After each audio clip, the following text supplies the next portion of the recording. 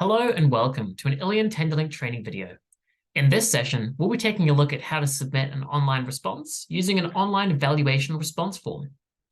The first thing you'll need to do is navigate to the Tenderlink portal which you wish to respond to. If you've used Tenderlink before, you can log in with your information on the top right-hand corner, but if this is your first time ever using Tenderlink to respond to a tender, you will need to register your organization with the portal. To register, simply click on the registration tab on the top of the screen, and you'll be brought through to a screen which will look similar to the one shown here. On this screen, you'll be required to choose your country, input your ABN, full legal organization name, and the email address which you want notifications to be sent to. Once you've put in this information, you'll be brought through to a second screen where you'll need to complete some login information. You must complete all required fields in order to register and be able to access tender documents through this portal. Once your registration is completed, you may log in using the login screen which was shown previously. Once you've logged in, you'll be brought through to a screen which will look similar to this one here. This is your user dashboard. On the dashboard, you'll see there's a box in the top middle which has two options which we may choose to use. The first one is all current tenders, which will show you every tender which is currently available for you to respond to. Alternatively, if you know the Tenderlink reference number, you can start a new search and search by the reference number. In this instance, I'm going to say that I don't know the reference number, so I'm going to click on all current tenders. Once you click on all current tenders, you'll be brought through to a screen which will look similar to this one. Here we have the Tenderlink reference number, the summary, the notice type, and the closing date, which we need to submit our response to. To view the documents, we're going to click on the notice number. From here, we can see there is a summary at the top, a description, which will have a scope of works to explain what this project is about. On the left-hand side, you can see the reference number, the notice type, and it reiterates the closing date, which we need to make sure we submit by. Notice options can be found here. The first link will allow you to view the question form. If you have any questions about the tender documents or the response process, you can direct those to the question form just here. If you're ready to start your process by downloading the documents and viewing the response form, we can click on the second link, which says proceed to the evaluation portal. Once you click on that link, it'll open a new window, just like this. On here, you will need to acknowledge that you've read and understand the Tenderlink terms of service before you're able to download the documents. Once you've read this and checked this box, you will then be able to download the tender documents by clicking here.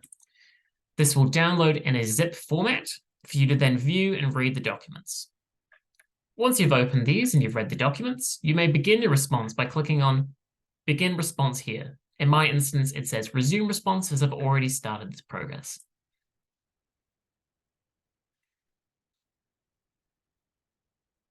Once you click here, the response form will generate. On the left-hand side of the screen, you'll be given a contents page, which will show your progress completed and the sections which you need to complete. On the right-hand side, we'll have the questions and the text boxes for you to input your responses. If you have any questions about some of the questions which are asked in these sections, you may quickly access the question form on the top right-hand corner.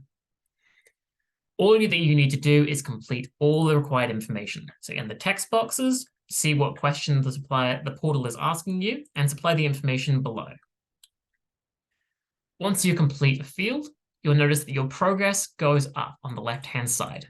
Once this is 100%, then you'll be able to submit your final response.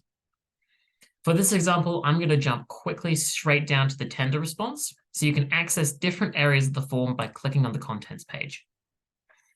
In the tender response, we'll read the question which the portal has asked us, and then type in our response here.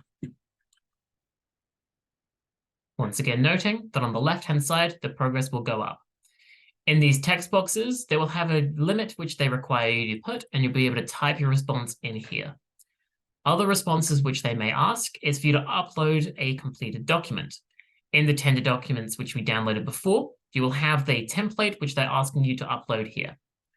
Once you've downloaded it and completed it, you can click on Upload, Browse to choose your file. I will be doing this on a separate screen. Choose the document which you wish to upload. It will appear here. And then to submit that document, we're going to click on Upload. And now that document has been uploaded to our response. Once again, noting you will need to complete every single one of the criteria before you are able to submit your response.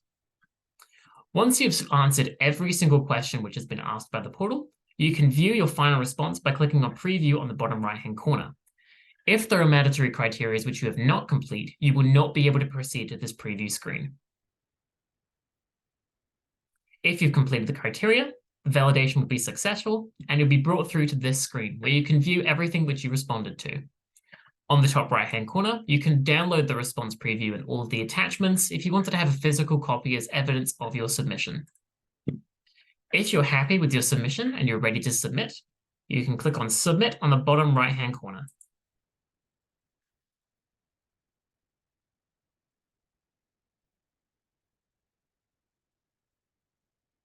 Once our submission has saved, this will send all of this information through to the portal, and your submission will have completed.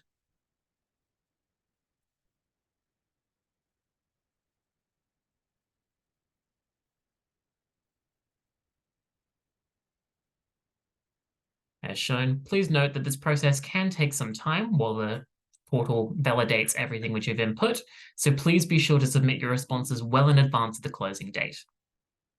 Once you have submit, you'll notice that we get a receipt of our submission here.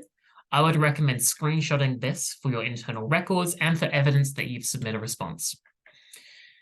If you need to change your response before the closing date, you are able to modify your response, and you're able to view your submitted response as well if you need to.